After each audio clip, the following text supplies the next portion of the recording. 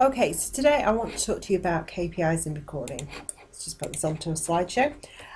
So what we do at Exceptional Thinking is always record how many calls and LinkedIn connections, etc. we make.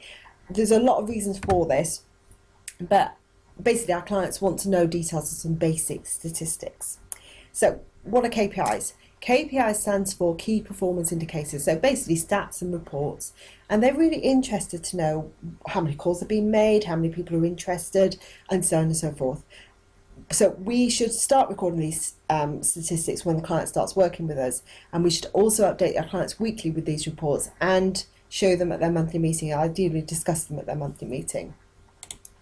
So what sort of things do clients want to know? And this is not an exhaustive list, but they want to know things like how many calls have been made, how many people spoken to, how many follow-up emails sent, how many hot prospects or leads have been made, how many LinkedIn connections made, how many connected back, how many responded to the message.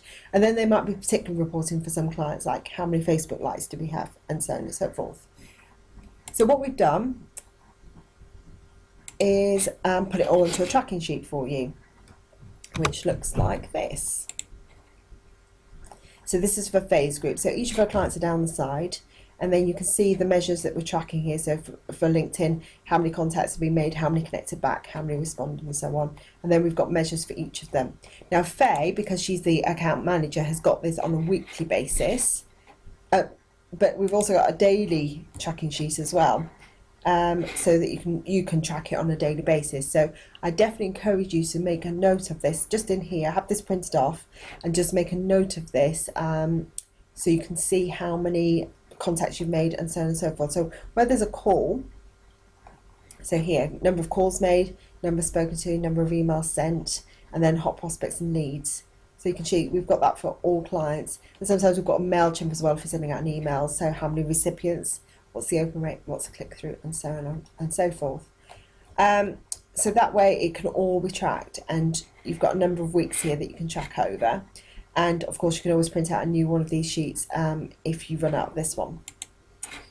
So your team leader overall will keep track of all the KPIs for each client, but we need your help as well. So you need to help them out. You need to keep track of each of these items, and the easiest way to do this is to track it on a daily basis as you work on the client. So fill in the tracking sheet as you're going along, and then at the end of the week add all of the items together, and then your team leader can send this across the client with their end of week update.